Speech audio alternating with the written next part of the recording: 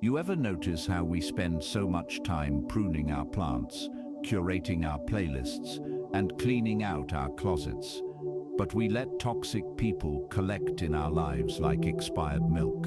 Yeah, today, we're going there.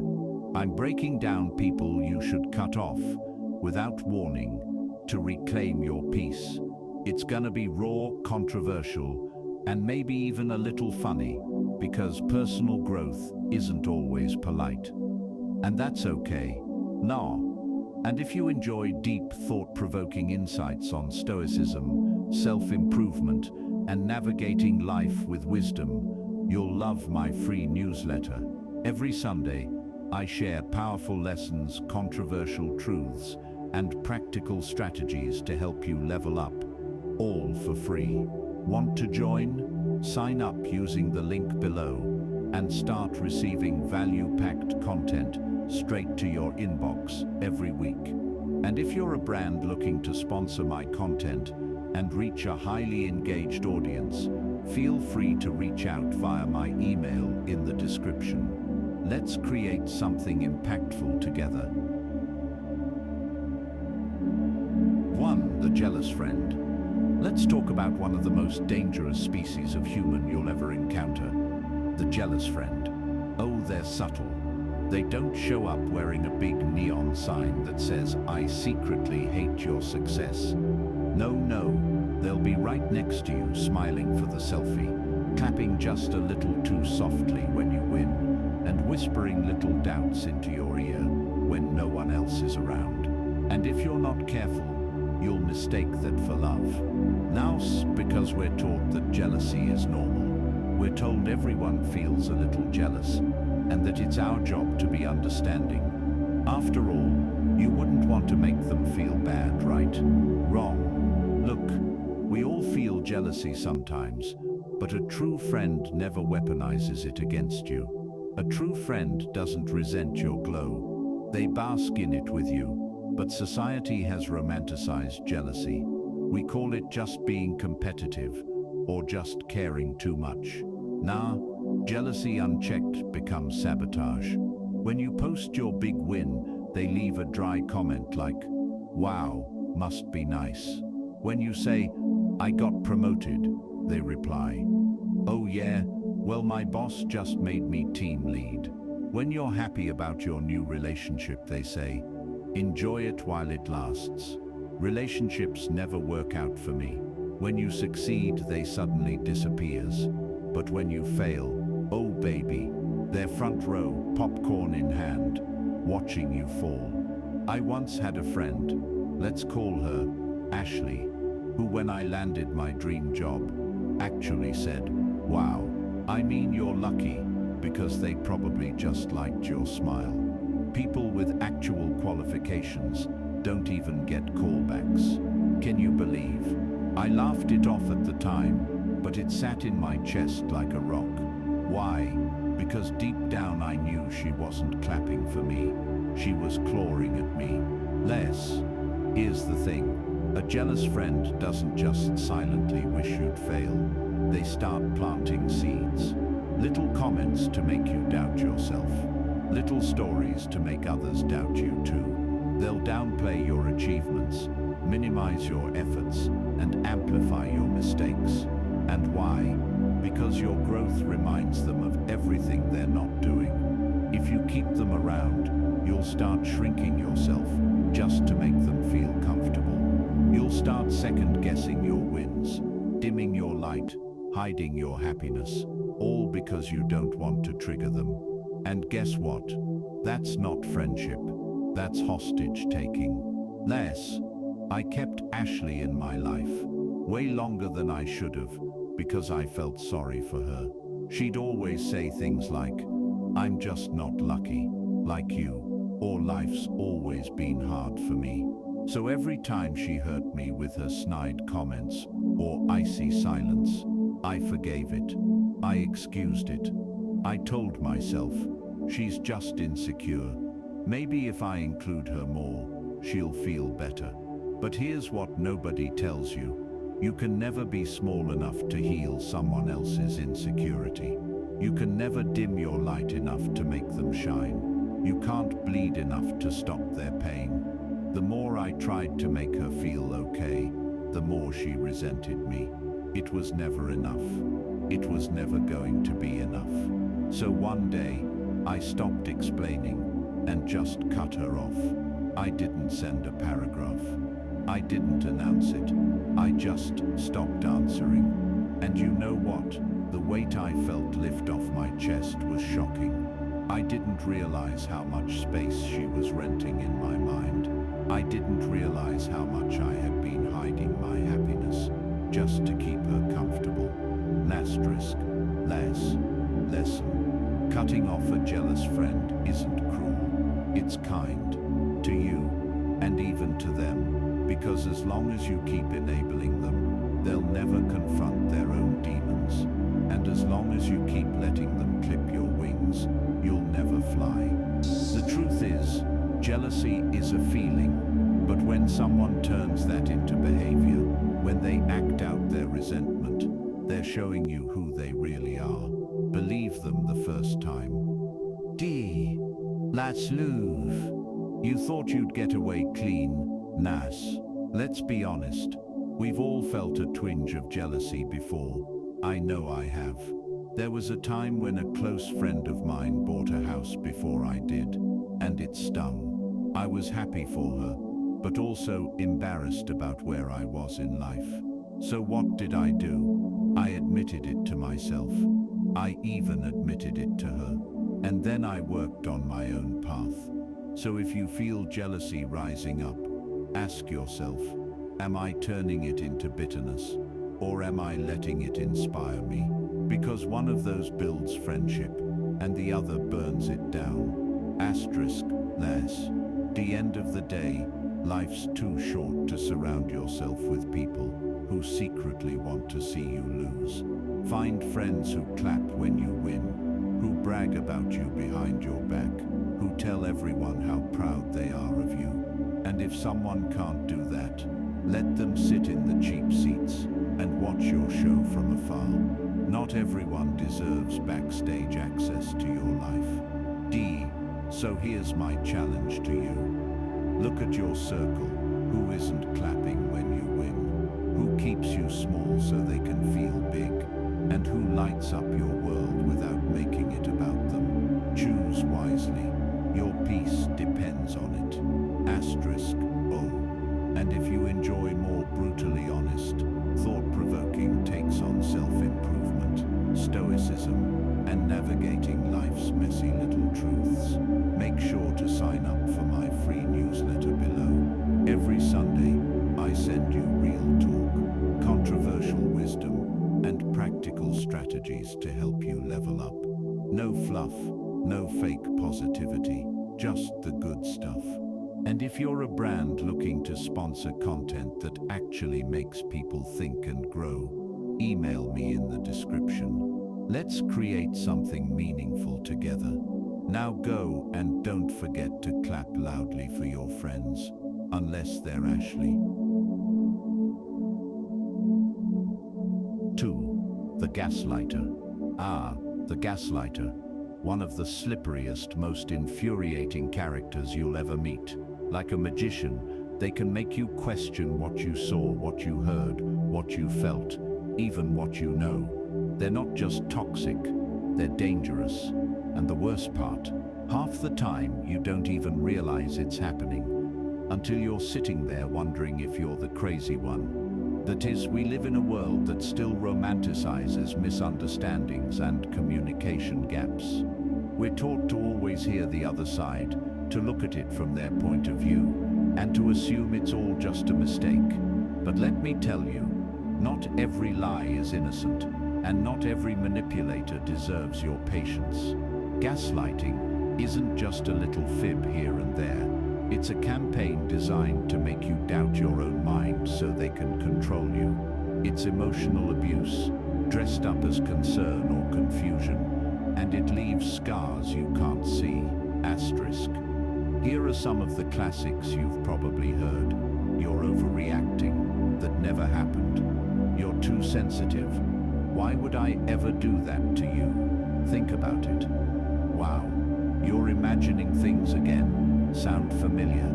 Yeah, they say it with such calm confidence that you start thinking, wait, maybe I am imagining it. And that's the point, to make you doubt yourself so you're easier to control. I dated a guy, let's call him Derek, because that sounds like the name of someone who collects red flags like trophies.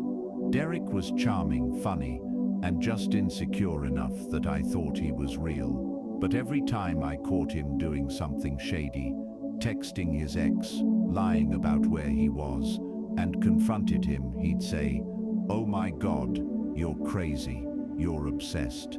That never happened. You're imagining things. You need help." So I started doubting myself.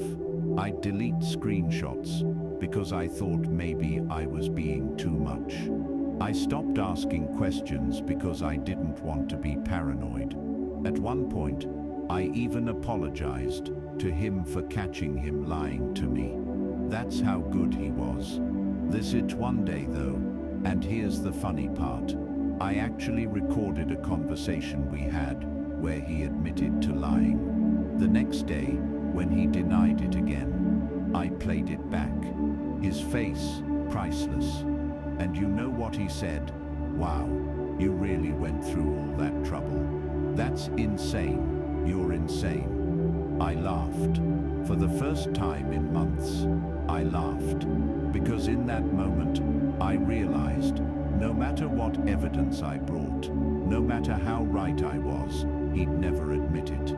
Because his power wasn't about being right, it was about making me feel wrong. Asterisked.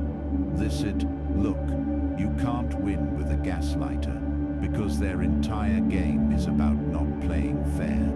If you confront them, they'll twist your words. If you try to prove your point, they'll move the goalposts. If you beg them to just admit what they did, they'll make you feel like a lunatic for even asking. And here's the hard truth. Gaslighters don't change because they don't see a problem. In their mind, you're not a person to love, you're a mind to control. If you stay, you'll shrink. Your confidence will wither. Your reality will blur. You'll become a shell of yourself, all because you're stuck trying to convince someone of a truth they already know but refuse to admit. Some people think walking away without an explanation is cruel. But here's what I've learned. You can't explain reality to someone who profits from denying it. And honestly, you don't owe someone a PowerPoint presentation on why you refuse to be manipulated anymore. Sometimes, silence is the loudest truth you can offer. Asterisked. Gaslighting works because it exploits the one thing many of us already struggle with: self-trust. We're so used to second-guessing ourselves that when someone else does it too, it feels familiar. But here's what nobody told me at the time. Your gut is smarter than their words. Your feelings are valid. If something feels off, it probably is. And if someone consistently makes you feel confused, anxious, and small, that's not love. That's manipulation. After Derek, I made a promise to myself. I would rather be alone and at peace than loved and doubting my own sanity. And that decision saved me. Okay, time for a little self-check. Before you assume you're squeaky clean, ask yourself, do you dismiss other people's feelings by saying you're overreacting? Do you pretend you don't remember things you actually do, just to win an argument? Do you make people feel bad for calling you out, even when they're right?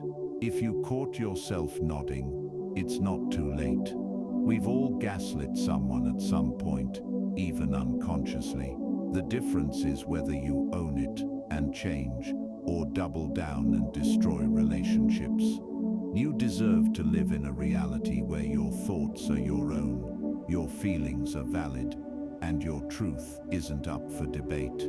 Cutting off a gaslighter is like cleaning your windows after a storm. Suddenly, you can see clearly again. You realize you weren't crazy, you were being manipulated. And when you leave, don't expect an apology, don't expect closure, don't expect them to say, "You were right, I was wrong," because they won't. And that's okay. Closure isn't something they give you, it's something you give yourself. So if you're dealing with a gaslighter right now, let me save you some time. You don't need to prove them wrong. You don't need to keep arguing. You don't even need to stay. You just go, quietly, calmly, completely.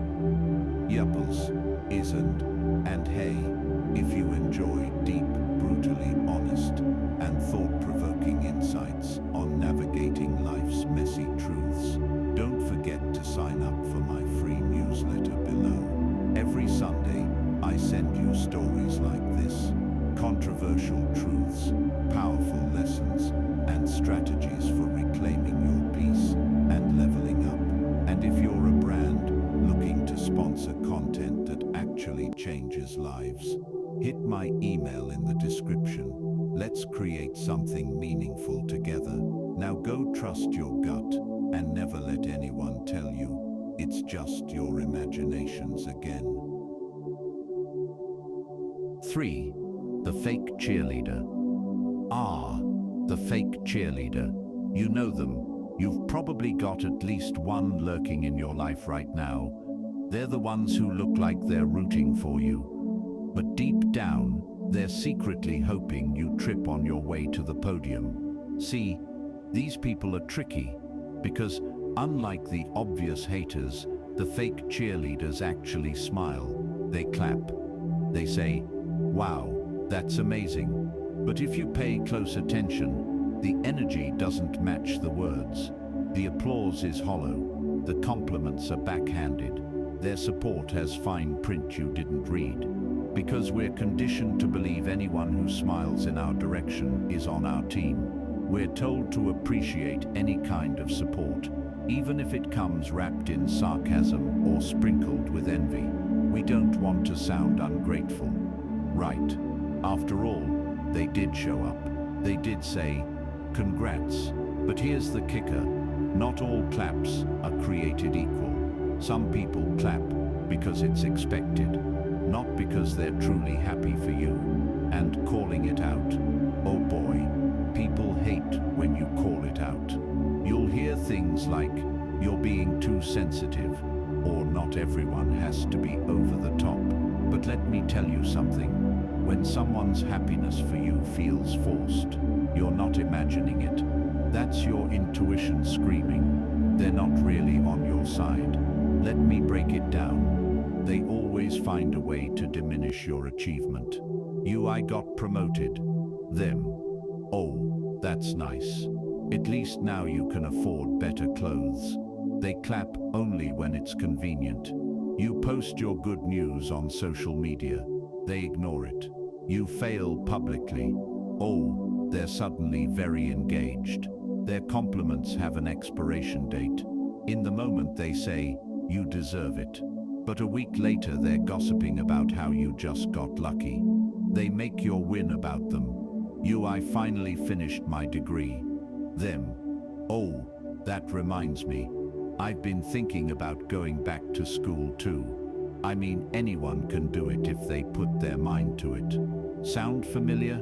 Yeah, me too. Them. Years ago, I had a best friend.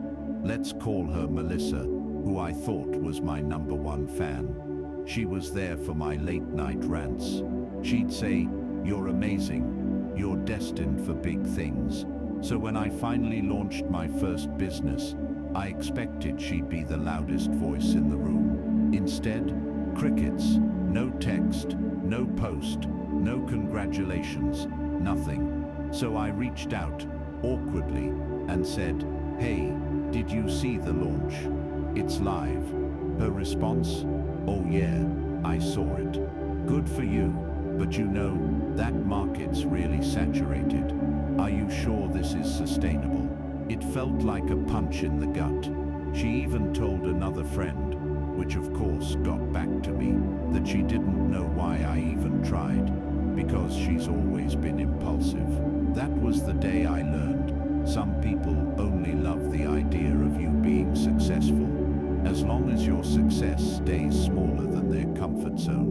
Asterisk. Here's the thing about fake cheerleaders. They're dangerous because they're deceptive. They drain you slowly. They plant little seeds of doubt in your mind.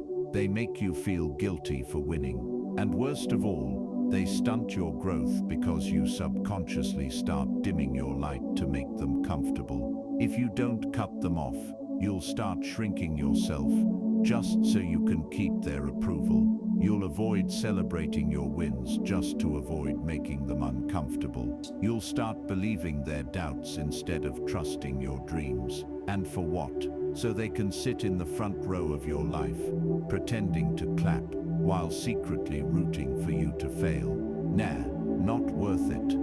Ah, you thought you were off the hook. Let's get real.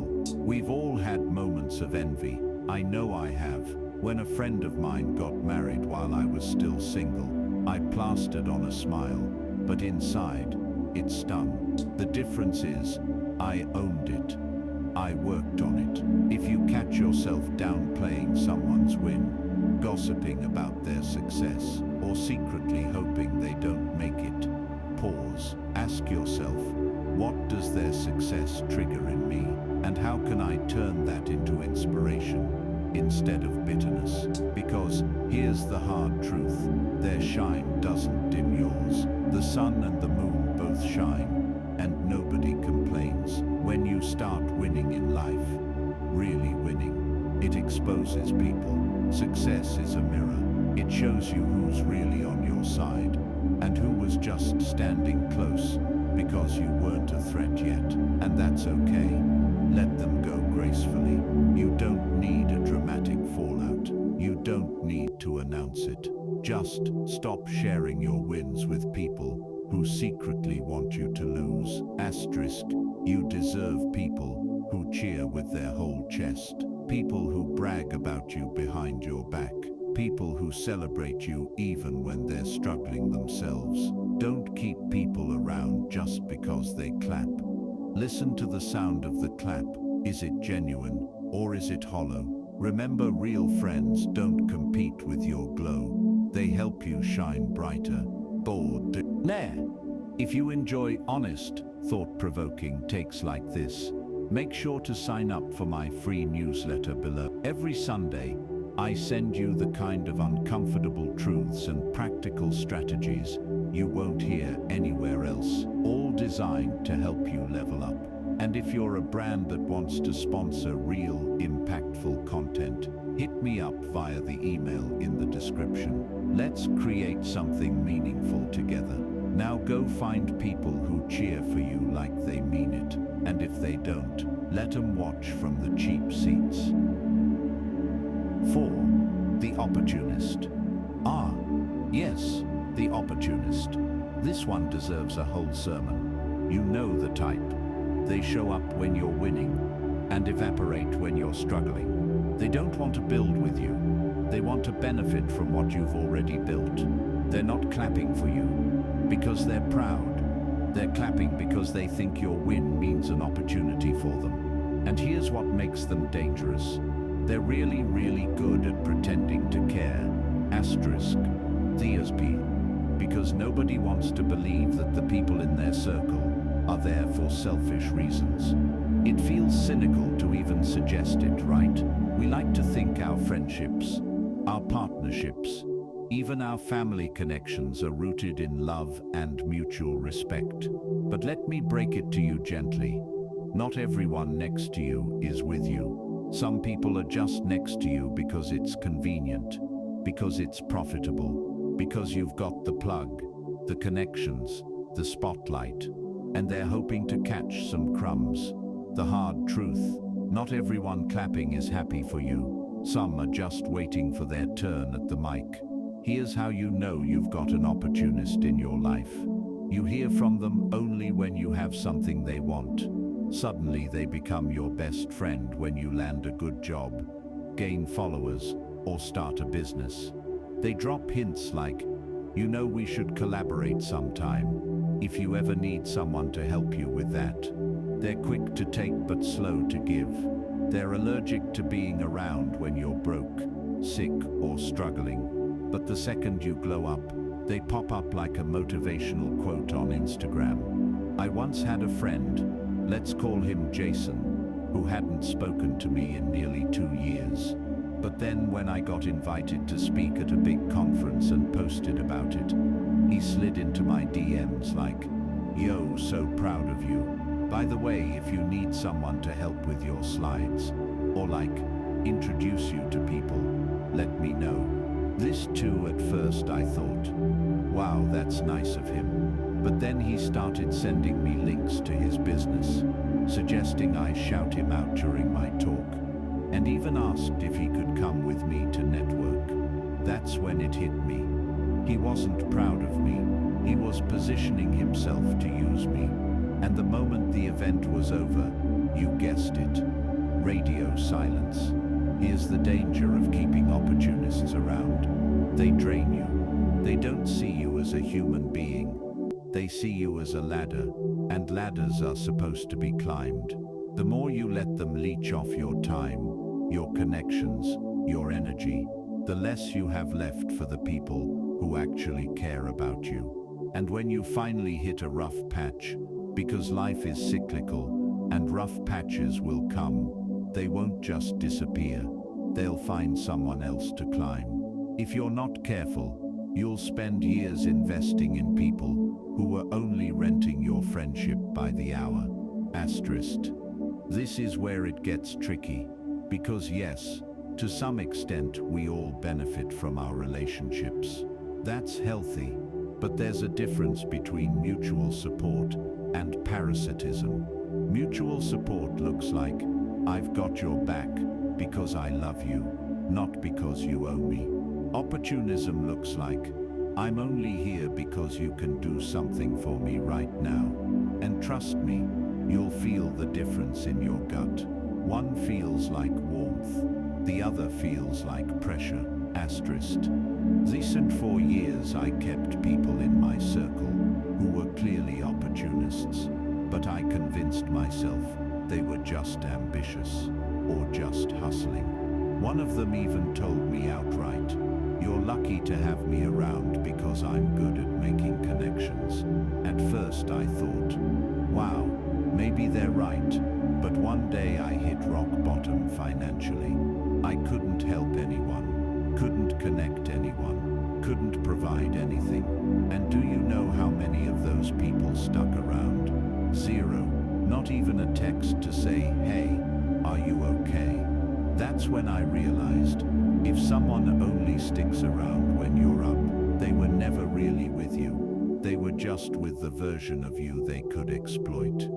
Recent people say, don't burn bridges. But here's the thing, some bridges lead to nowhere but pain. Some bridges just let opportunists cross over into your peace and ransack it. Burn those, torch them with love. You don't need to make an announcement. You don't need to send a long text. Just stop feeding their access to you, quietly, consistently, completely. Asterisk. Recent opportunists teach us a powerful lesson. Not everyone next to you is with you. Not everyone you've laughed with is your friend. Not everyone you've helped would do the same for you. And that's okay.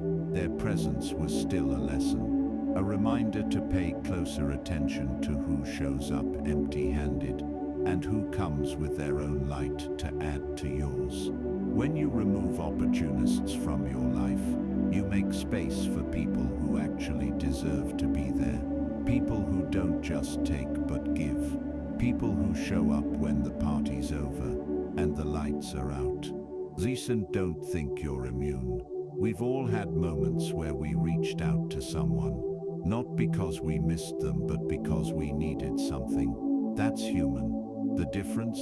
Awareness. Ask yourself, am I here because I love this person, or because I love what they can do for me? If you're honest enough to admit when you've crossed that line, you can step back and rebuild that connection on respect instead of expectation. Asterisk. Recent you deserve to be surrounded by people who see you as a human being, not as a stepping stone. People who clap for you even when they can't benefit from your win. People who'd still stand by you if you had nothing to offer but your company. Cutting off opportunists isn't cruel. It's the kindest thing you can do for yourself, and honestly, for them too, because it forces them to face the truth. Real relationships aren't transactions. Thisn't. If you enjoy brutally honest, thought-provoking insights like this, don't forget to sign up for my free newsletter below. Every Sunday, I send you stories like these, controversial truths, practical strategies and wisdom to help you grow, all for free. And if you're a brand that wants to sponsor meaningful content that actually connects with people, my email's in the description.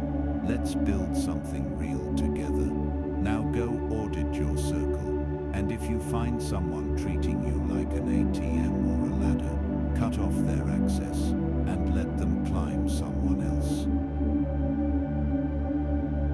5. The snob, the walking embodiment of an inflated ego wrapped in designer labels and a faint whiff of superiority. You know who I'm talking about. The one who can't help but look down their nose at you while pretending they're doing you a favor by being in the same room. The snob isn't just someone with high standards. Oh no, don't get it twisted. The snob is someone who believes their value comes from being above you, and the only way they feel good about themselves is to make you feel small. This trend because, let's be real, society kind of rewards snobs. We call it confidence. We call it class. We even romanticize it in movies. The cool, aloof character who doesn't need anyone. But here's the truth. There's a big difference between confidence and condescension. Confidence says, I know my worth, and so do you. Snobbery says, I know my worth, and you're not even in the same league. And yet, people tolerate snobs. Why? Because deep down, we're all a little afraid we are beneath them. So we let them talk down to us. We laugh at their sarcasm. We shrink ourselves to avoid being the target. Well, not anymore. Asterisk snobs come in many flavors. But here are some telltale signs you've got one in your circle. They name drop like their life depends on it. Oh well, when I was at brunch with insert celebrity, they treat service staff like furniture, or worse, like peasants. I once watched a guy send his coffee back 3 times because it wasn't the right shade of tan. They only show up to events where they can be seen, not because they care about you.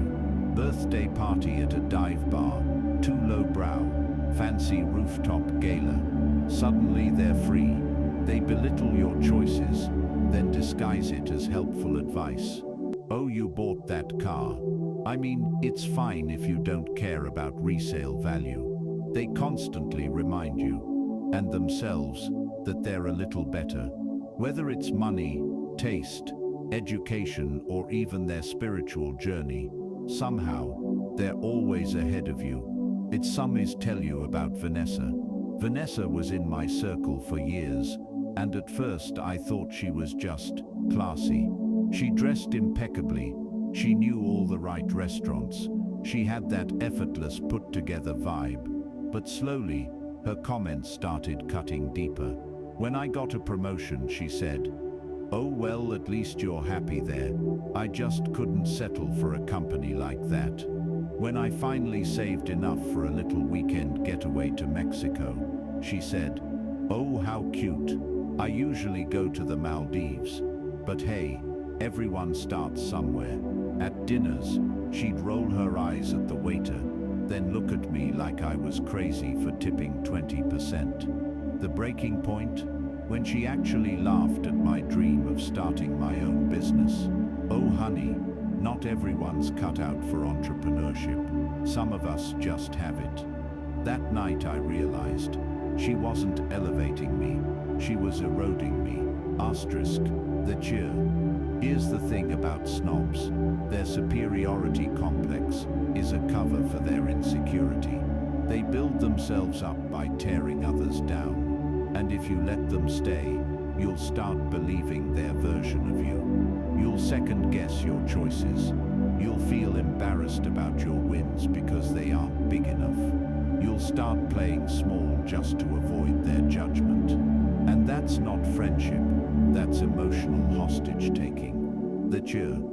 Ah yes, that's the defense you'll hear when you finally confront them. Oh, you're just sensitive. Relax, I was joking. Sorry you can't handle a little truth. Let me be clear, having standards doesn't make you a snob. Wanting nice things doesn't make you a snob. But treating people as less than because they don't meet your standards, that's where the line is drawn. You are not too sensitive for wanting to be treated with basic respect. The cheer. It wasn't a big fight. It wasn't a dramatic scene. I simply stopped inviting her to things.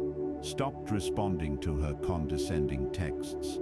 Stopped letting her opinion matter. And you know what happened? Nothing. She didn't chase me. She didn't apologize. Because she didn't see me as a loss. And that's how I knew I made the right choice. But for me, it was like someone opened a window and let the light back in.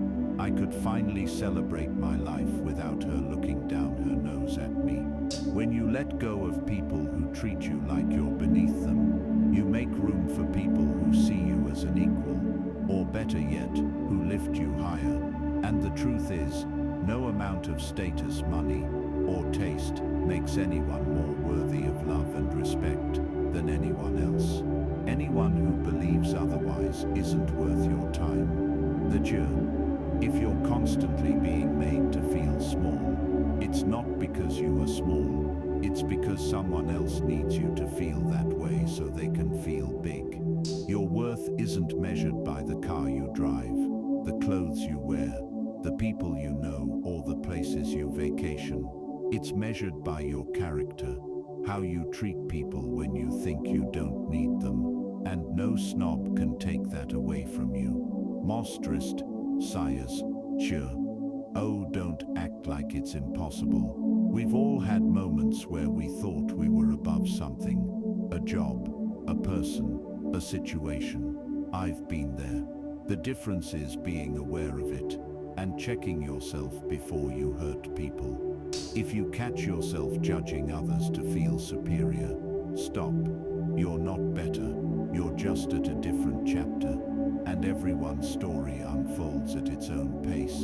You don't owe anyone a seat in your life just because they dress it up in expensive packaging. Cutting off a snob doesn't make you petty, it makes you free. You deserve people who don't just tolerate you, but respect you, celebrate you, and walk with you. Remember, real class isn't about stepping on others to stand taller. It's about offering a hand so everyone can rise. Cheer, sires, cheer, sires. And if you enjoy deep, honest, and sometimes uncomfortable truths like this, make sure you subscribe to my free newsletter below. Every Sunday, I send you real talk, practical wisdom and strategies to level up your life. No snobbery required. And if you're a brand that wants to sponsor meaningful content that actually impacts people, my email is in the description. Let's make something beautiful together. Now go shine, unapologetically. And if anyone squints at your light, hand them some sunglasses and keep it moving. And there you have it.